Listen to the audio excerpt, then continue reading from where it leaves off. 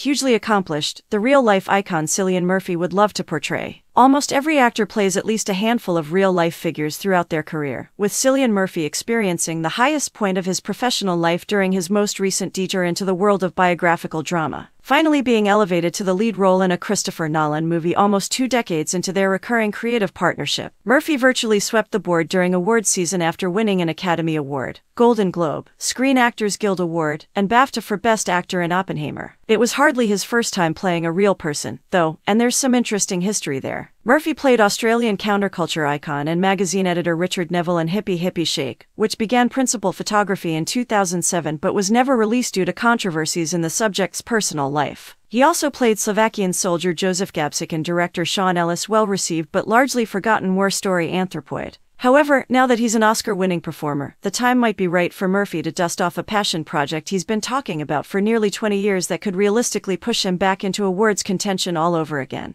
As far back as a 2005 interview with The Washington Post, Murphy admitted he'd love to play hugely accomplished jazz musician Chet Baker, even if he conceded that top-quality musical dramas ripped from the headlines were in short supply. "I just think it would be a really good story," he said. "But maybe I'm wrong. Music biopics tend to be awful." Baker's life certainly has all the trappings of an awards-baiting biopic. The innovative trumpeter and singer earned the nickname Prince of Cool before living up to the billing associated with many troubled geniuses by battling drug addiction and brushes with the authorities, before embarking on a resurgence in the 1970s and 1980s more than 2 decades after his initial breakthrough. He was ultimately discovered dead on the streets of Amsterdam in May 1988 at the age of 58, having reportedly fallen from the second-story window of his hotel, with traces of heroin and cocaine found in his system. Baker's story has early success, personal troubles, and a grandstanding second act before ending in tragedy, so it's a wonder that nobody has tried to make a film about him before. That being said, Murphy was convinced that he doesn't think they'd ever make a movie about Chet Baker, and so far, he's been proven right.